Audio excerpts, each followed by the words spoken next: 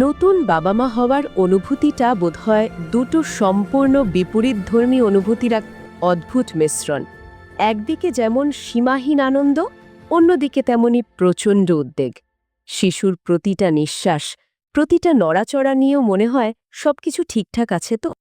আমাদের হাতে আজ যে সোর্সগুলো আছে সেগুলো ঠিক এই উদ্বেগ কমাতেই সাহায্য করবে। একটিতে রয়েছে একজন শিশু বিশেষজ্ঞের দেওয়া একেবারে প্রথম দিন থেকে কি করতে হবে তার একটা বিস্তারিত গাইডলাইন। আর দ্বিতীয় সোর্সটি একটি সত্যিকারের সতর্কতামূলক গল্পের মতো। এটা এমন একটি ডাক্তারি পরামর্শের কথা বলে যা একসময় লক্ষ লক্ষ বাবা মা প্রায় অন্ধভাবে বিশ্বাস করেছিলেন এবং যার ফল হয়েছিল ভয়াবহ। একটা আপাত দৃষ্টিতে নিরীহ পরামর্শ কিভাবে হাজার হাজার শিশুর জীবন কেড়ে নিয়েছিল, সেই ইতিহাসটা জানলে বোঝা যায় শিশুর যত্নের সঠিক তথ্য জানাটা কতটা জরুরি। ঠিক তাই। আমাদের আজকের উদ্দেশ্য শুধু কি করতে হবে তা বলা নয়, বরং কেন করতে হবে তার পেছনের কারণগুলো খতিয়ে দেখা।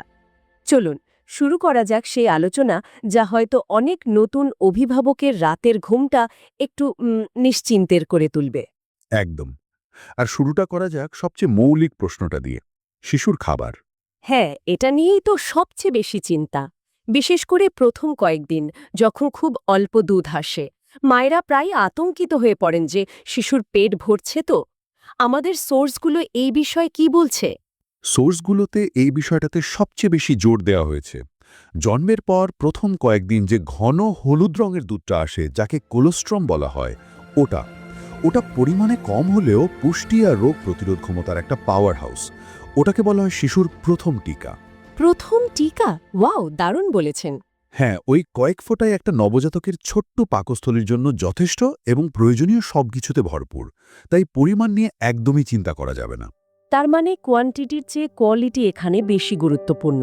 আচ্ছা, এই যে একটা প্রচলিত ধারণা আছে আমাদের সমাজে, শিশুর মুখে মধু বা মিষ্টি জল দেওয়া, এগুলো নিয়ে সোর্সে কোনো সতর্কবার্তা আছে?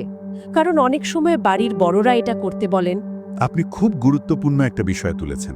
সোর্সগুলোতে খুব স্পষ্টভাবে বলা আছে, প্রথম 6 মাস মায়ের দুধ ছাড়া আর কিচ্ছু নয়, এক ফোঁটা জলও নয়। এক ফোঁটাও না? না, মধু বা অন্য কিছু তো দূরের কথা। এর কারণটা হলো, প্রথমত শিশুর অপরিণত কিডনি জল ঠিকমতো প্রসেস করতে পারে না। মায়ের দুধেই তার প্রয়োজনীয় জলের অংশটা থাকে। আর দ্বিতীয়ত, 1 বছরের কম বয়সী শিশুকে মধু দেওয়াটা বিপজ্জনক হতে পারে, কারণ এতে ইনফেন্ট বুটুলিজম নামে এক ধরনের বিরল কিন্তু মারাত্মক ইনফেকশন হওয়ার ঝুঁকি থাকে। এটা তো অনেকেই জানেন না। তার মানে মায়ের দুধই তার জন্য একটা সম্পূর্ণ প্যাকেজ আর কি। একদম। আচ্ছা, খাওয়ানোর রুটিনটা কেমন হওয়া উচিত? ঘড়ি ধরে প্রতি 2 ঘন্টা পর পর, নাকি শিশু কাঁদলেই খাওয়াতে হবে? এটা নিয়েও একটা বিভ্রান্তি কাজ করে। সাধারণত প্রতি 2 থেকে 3 ঘন্টার মধ্যে খাওয়ানোটা একটা ভালো রুটিন। তবে এর মানে এই নয় যে অ্যালার্ম দিয়ে বসে থাকতে হবে। একে বলা হয় অন ডিমান্ড ফিডিং, অর্থাৎ শিশু যখনই খাওয়ার লক্ষণ দেখাবে, যেমন ছটফট করবে বা হাত মুখে দেওয়ার চেষ্টা করবে, তখনই তাকে খাওয়াতে হবে। রান্নার আগে? হ্যাঁ, কান্নার জন্য অপেক্ষা না করাই ভালো, কারণ কান্না মানে সে এর মধ্যেই খুব ক্ষুধার্ত হয়ে পড়েছে। আর হ্যাঁ, খাওয়ানোর পর কাঁধে নিয়ে পিঠে আলতো করে চাপড় দিয়ে ঢেকুর তোলানো বা বার্পিং করানোটা খুব জরুরি। এতে পেটে গ্যাস জমে অস্বস্তি হওয়ার সম্ভাবনা কমে যায়। তার মানে পুষ্টির দিকটা তো নিশ্চিত হলো, কিন্তু নতুন বাবা মায়েরা প্রায়ই শিশুর শরীর পরিষ্কার রাখা বা স্নান করানো নিয়ে খুব ভলে থাকেন। এত ছোট শরীর কিভাবে ধরবেন, জল ঠান্ডা লাগবে কিনা, কত রকমের চিন্তা। এই বিষয়ে আমাদের সোর্স কি বলছে? ভয় পাওয়াটা খুব স্বাভাবিক, তবে নিয়মগুলো আসলে বেশ সহজ। সোর্সের প্রধান পরামর্শ হল শিশুর নাভি শুকিয়ে ঝরে না পড়া পর্যন্ত, অর্থাৎ প্রথম 7 থেকে 10 দিন তাকে জলে ডুবিয়ে স্নান না করানো। ডুবিয়ে স্নান না করানো? তাহলে? এর বদলে একটা নরম পরিষ্কার কাপড় হালকা গরম জলে ভিজিয়ে ভালো করে নিংড়ে নিয়ে পুরো শরীরটা মুছে দেওয়াই যথেষ্ট। একে স্পঞ্জ বাথ বলে। আচ্ছা, স্পঞ্জ বাথ। আর নাভি শুকিয়ে যাওয়ার পর? নাভি শুকিয়ে গেলে হালকা গরম জলে স্নান করানো যেতে পারে, তবে কয়েকটা জিনিস মাথায় রাখতে হবে। যেমন, স্নান করানোর জায়গাটা যেন উষ্ণ থাকে, দরজা জানলা বন্ধ করে ফ্যান অফ করে স্নান করানো উচিত। আর একটা মজার তথ্য হলো, প্রতিদিন সাবান বা শ্যাম্পু ব্যবহার করার কোনো প্রয়োজন নেই। তাই নাকি? হ্যাঁ, শিশুর ত্বক খুব নরম আর পাতলা হয়। প্রতিদিন সাবান ব্যবহার করলে ত্বক শুষ্ক হয়ে যেতে পারে। তাই সপ্তাহে 2 দিন বেবি সোপ ব্যবহার করাই যথেষ্ট। বাকি দিনগুলোতে শুধু পরিষ্কার জলই সেরা। ত্বকের কথা যখন উঠলই তখন আরেকটা প্রশ্ন। আমাদের দেশে সর্ষের তেল দিয়ে ম্যাসাজ করার একটা পুরনো রীতি আছে, কিন্তু সোর্সে দেখলাম এর বদলে নারকেল তেল বা অলিভ অয়েল ব্যবহার করতে বলা হয়েছে। এর কারণটা কি? কারণটা হলো সর্ষের তেল কিছুটা ঝাঁঝালো হয় এবং অনেক শিশুর নরম ত্বকে এটা র্যাশ বা অ্যালার্জির কারণ হতে পারে। তুলনায় নারকেল তেল, অলিভ অয়েল বা ভিটামিন ই যুক্ত তেল অনেক বেশি নিরাপদ এবং ত্বকের জন্য উপকারী। আচ্ছা। মাভি শুকানোর পর হালকা হাতে ম্যাসাজ করলে শিশুর রক্ত সঞ্চালন বাড়ে এবং তার সাথে বাবা মায়ের একটা সুন্দর সম্পর্কও তৈরি হয়। তবে কাজল বা পাউডারের মতো কোনো প্রসাধনী ওগুলো তো একদমই না। একদমই না, কঠোরভাবে নিষেধ করা হয়েছে। এগুলো শিশুর ত্বক এবং চোখের জন্য ক্ষতিকর হতে পারে। এই ছোট ছোট বিষয়গুলো জানা থাকলে অনেক দুশ্চিন্তা কমে যায়। শিশুর যত্ন তো হলো, কিন্তু তার চারপাশের পরিবেশ, যেমন ঘরের তাপমাত্রা কেমন হওয়া উচিত, বিশেষ করে এসির ব্যবহার নিয়ে অনেকেই দ্বিধায় ভোগেন। ঘরের তাপমাত্রা আরামদায়ক হওয়া খুব জরুরি। মানে বড়দের জন্য যেটা আরামদায়ক, শিশুর জন্য সেটাই। এসি চালিয়ে ঘর অতিরিক্ত ঠান্ডা করে ফেলা যেমন ঠিক নয়, তেমনি আবার খুব গরমও নয়। ঠিক শীতকালে হিটার বা বেশি আলো জ্বালিয়ে ঘর বেশি গরম করে ফেলাও শিশুর জন্য অস্বস্তিকর। একটা সহনশীল তাপমাত্রাই আদর্শ। আর অবশ্যই শোবার জায়গাটা পরিষ্কার রাখতে হবে এবং মশার উপদ্রব থাকলে মশারি ব্যবহার করতে হবে। এই বিষয়গুলো তো গেল দৈনন্দিন যত্ন নিয়ে, কিন্তু এর বাইরেও শিশুর এমন অনেক আচরণ থাকে যা নতুন বাবা মাকে রীতিমতো ঘাবড়ে দেয়। যেমন ঘন ঘন হেঁচকি তোলা বা হাঁচি দেওয়া, মনে হয় ঠান্ডা লেগে গেল কিনা। একদম। আর এই স্বাভাবিক আচরণগুলো চিনতে পারাটা দুশ্চিন্তা কমানোর সবচেয়ে বড় উপায়। আমাদের সোর্সগুলোতে এরকম কিছু আচরণের তালিকা দেওয়া আছে। যেমন দিনে ৬-৭ বার প্রস্রাব করাটা একটা দারুণ লক্ষণ। এর মানে হলো শিশু যথেষ্ট পরিমাণে দুধ পাচ্ছে। আচ্ছা। কিন্তু পায়খানার ব্যাপারটা আবার ভিন্ন।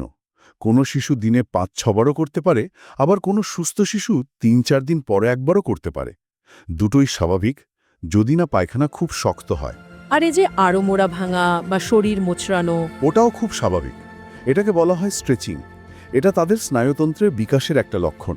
একইভাবে হেঁচকি তোলা, হাঁচি দেওয়া বা বায়ুত্যাগ করা, এগুলো সবই খুব সাধারণ শারীরিক প্রক্রিয়া। মানে এগুলোর জন্য কোনো ওষুধের দরকার নেই? না, কোনো ওষুধ বা ঘরোয়া টোটকার প্রয়োজন নেই। এগুলো সময়ের সাথে সাথে নিজে থেকেই ঠিক হয়ে যায়। ঘুমের ব্যাপারটা নিয়েও তো অনেক প্রশ্ন থাকে।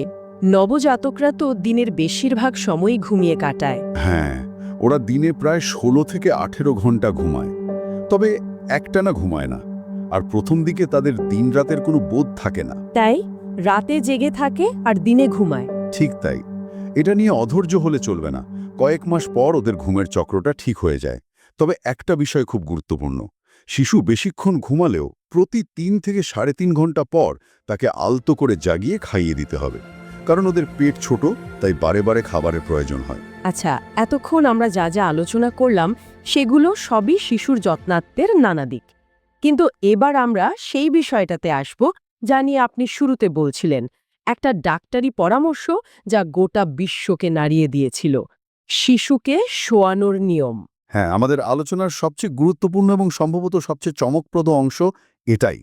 আমাদের সোর্সগুলোতে একটা নিয়মকে প্রায় আইনের মতো করে পালন করতে বলা হয়েছে। শিশুকে সবসময় চিৎহরে শোয়াতে হবে। এর পেছনের কারণটা জানতে হলে আমাদের ৭০-এর দশকে ফিরে যেতে হবে আর জানতে হবে ডক্টর বেঞ্জামিন স্পোকের কথা। ডক্টর স্পোক, ওনার নাম তো কিংবদন্তি তুল্য। বেবি অ্যান্ড চাইল্ড কেয়ার বইটা তো একটা সময় প্রায় সব বাবা মায়ের কাছে বাইবেলের মতো ছিল। ঠিক তাই। আর সেই বইয়েরই একটি সংস্করণে ডক্টর স্পোক পরামর্শ দেন যে শিশুকে উপুর করে বা পেটের উপর ভর দিয়ে শোয়ানো উচিত। তার যুক্তিগুলোও ছিল বেশ জোরালো। তিনি বলেছিলেন, এতে শিশু বমি করলে সেটা মুখে বা শ্বাসনালীতে আটকে যাওয়ার ভয় থাকে না, আর চিৎ করে শোয়ালে নাকি মাথার পেছনটা চ্যাপ্টা হয়ে যেতে পারে। যুক্তিগুলো তো খুবই বিশ্বাসযোগ্য মনে হচ্ছে। একজন বিখ্যাত ডাক্তারের পরামর্শ, তার উপর এত সহজ যুক্তি, স্বাভাবিকভাবেই সবাই এটা মেনে নিয়েছিল নিশ্চয়ই। শুধু মেনে নেয়নি, রীতিমতো লুফে নিয়েছিল। যুক্তরাষ্ট্র, যুক্তরাজ্য সহ পশ্চিমা বিশ্বের লক্ষ লক্ষ বাবা মা, এমনকি হাসপাতালগুলো এই নিয়মকে স্ট্যান্ডার্ড প্র্যাকটিস বানিয়ে ফেলে। কিন্তু এর পরই ঘটতে শুরু করে এক ভয়াবহ বিপর্যয়। কি রকম? বিশ্বজুড়ে ঘুমের মধ্যে একদম সুস্থ শিশুর আকস্মিক মৃত্যুর হার নাটকীয়ভাবে বেড়ে যেতে শুরু করে। এই ঘটনাকে বলা হয় SIDS বা সাডেন ইনফ্যান্ট ডেথ সিন্ড্রোম। অবিশ্বাস্য। তার মানে এই পরামর্শটাই মৃত্যুর কারণ হয়ে দাঁড়িয়েছিল, কিন্তু কিভাবে? গবেষকরা যখন এর কারণ খুঁজতে নামলেন, তারা এক ভয়ঙ্কর সংযোগ খুঁজে পেলেন। তারা দেখলেন যে শিশুরা উপুর হয়ে ঘুমায় তাদের এসআইডিএস-এর ঝুঁকি, বেড়ে যায়। যারা চিত হয়ে ঘুমায় তাদের তুলনায় প্রায় ১৩ গুণ বেশি। ডক্টর স্পোকের যুক্তিমূহ ভুল প্রমাণিত হল। গবেষণায় দেখা গেল শিশুদের একটা স্বাভাবিক রিফ্লেক্স থাকে, যার কারণে বমি করলে তারা মাথা ঘুরিয়ে নিতে বা কাশতে পারে। আর মাথার আকৃতি সামান্য চ্যাপ্টা হলেও শিশু যখন বসতে বা গড়াগড়ি দিতে শেখে তখন তা নিজে থেকেই ঠিক হয়ে যায়। তাহলে উপর হয়ে শোয়ালে বিপদটা ঠিক কোথায়? বিজ্ঞানীরা ধারণা ধরেন উপুর হয়ে শুলে শিশুর নাক মুখ বিছানার খুব কাছাকাছি চলে আসে। এতে সে নিজের ছাড়া নিঃশ্বাস অর্থাৎ কার্বন ডাই অক্সাইড বারবার গ্রহণ করতে থাকে। এর ফলে শরীরে অক্সিজেনের মাত্রা কমে যায়, যা শিশুর মৃত্যুর কারণ হতে পারে। এই ভয়ঙ্কর সত্যটা সামনে আসার পর বিশ্বজুড়ে ব্যাক টু স্লিপ বা পিঠে ঘুম নামে এক বিশাল ক্যাম্পেইন শুরু হয়। আর তার ফল কি হলো? ফল ছিল অভাবনীয়। শুধু এই একটি সচেতনতামূলক প্রচারণার কারণে এসআইডিএস-এর কারণে শিশু মৃত্যুর হার প্রায় অর্ধেকে নেমে আসে। এটা আধুনিক মেডিসিনের ইতিহাসে অন্যতম সফল পাবলিক হেলথ ক্যাম্পেইন। তাই আজকের আলোচনার সবচেয়ে জরুরি বার্তা যদি কিছু থাকে, তবে সেটা হলো back to sleep, tummy to play. Back to sleep, tummy to play. এই দ্বিতীয় অংশটা কিন্তু খুব গুরুত্বপূর্ণ। টামি টু প্লে অর্থাৎ খেলার সময় পেটের উপর। এর মানে এই নয় যে শিশুকে কখনোই উপুর করা যাবে না। শিশু যখন জেগে থাকবে এবং আপনার তত্ত্বাবধানে থাকবে, তখন তাকে উপুর করে খেলতে দেওয়াটা খুব দরকারি। একে বলে টামি টাইম। ও আচ্ছা। এটা তার ঘাড়, পিঠ আর কাঁধের পেশি শক্ত করতে সাহায্য করে, যা পরে তাকে বসতে বা হামাগুড়ি দিতে সাহায্য করবে। কিন্তু ঘুমের সময়, সেটা দিনে হোক বা রাতে, ১ মিনিটের জন্য হোক বা কয়েক ঘন্টার জন্য ১ বছর বয়স পর্যন্ত শিশুকে সবসময় চিৎ করেই শোয়াতে হবে। একপাশে কাঁধ করেও নয়, কারণ কাঁধ হওয়া অবস্থা থেকে সে সহজে উপুর হয়ে যেতে পারে। এই ইতিহাসটা জানার পর চিৎ করে শোয়ানো এই সহজ নিয়মটার গুরুত্ব হাজার গুণ বেড়ে গেল। এটা শুধু একটা পরামর্শ নয়, এটা একটা জীবন রক্ষাকারী অভ্যাস। আচ্ছা, এত সব নিয়ম আর স্বাভাবিক অস্বাভাবিক আচরণের মধ্যে একজন অভিভাবক কখন বুঝবেন যে এবার সত্যি চিন্তার কারণ আছে এবং ডাক্তারের কাছে যাওয়া উচিত? কোনগুলো বিপদচিহ্ন? সোর্সগুলোতে কয়েকটি স্পষ্ট বিপদচিহ্নের কথা বলা হয়েছে। এগুলোর কোনো একটা দেখলেই আর দেরি করা উচিত নয়। প্রথমত, শিশু যদি ২৪ ঘন্টায় খুব কম প্রস্রাব করে বা একদমই না করে। দ্বিতীয়ত, যদি সে একেবারে খেতে না চায় বা তাকে জাগানোই না যায়, অর্থাৎ সে একেবারে নেতিয়ে পড়েছে। আচ্ছা। তৃতীয়ত, যদি শরীরে জন্ডিসের পরিমাণ খুব বেড়ে যায়, বিশেষ করে হাত বা পায়ের তালু যদি হলুদ দেখায়। আর শ্বাস প্রশ্বাস সংক্রান্ত কোনো লক্ষণ? হ্যাঁ। চতুর্থত, যদি শিশুর শ্বাস-প্রশ্বাস কয়েক সেকেন্ডের জন্য বন্ধ হয়ে যায় বা তার শরীর নীল হয়ে যায়। এবং পঞ্চমত, যদি খুব দ্রুত শ্বাস নিতে থাকে, শ্বাস নেওয়ার সময় বুকের খাঁচা ভেতরে ডেবে যায় বা খিঁচুনি শুরু হয়। এই লক্ষণগুলো দেখামাত্র হাসপাতালে নিয়ে যাওয়া জরুরি। এর বাইরে রুটিন চেকআপের কোনো গুরুত্ব আছে কি? অবশ্যই। সোর্সে বলা হয়েছে হাসপাতাল থেকে ফেরার পর জন্মের ১০ দিনের মাথায় একটা রুটিন চেকআপ করানো খুব জরুরি। এতে ডাক্তার শিশুর ওজন ঠিকমতো বাড়ছে কিনা, জন্ডিসের মাত্রা সহনীয় পর্যায়ে আছে কিনা এবং অন্য কোনো সমস্যা আছে কিনা এগুলো পরীক্ষা করে দেখেন। একই সাথে শিশুর টিকার সময়সূচিটাও নিশ্চিত হয়ে নেওয়া যায়।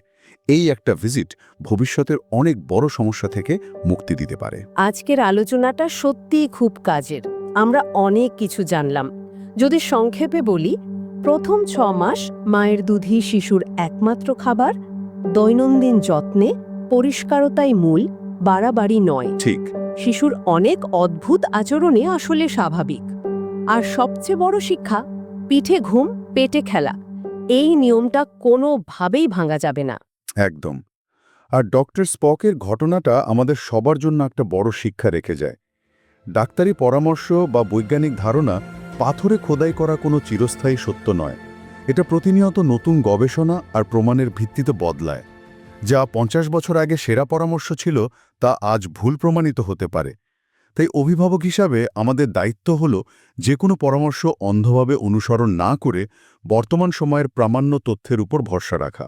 আর এই ইনকুইজিটিভ বা অনুসন্ধিৎস মনোভাবটাই হয়তো অভিভাবকত্বের দীর্ঘ যাত্রাপথের সবচেয়ে বড় পাথেয়।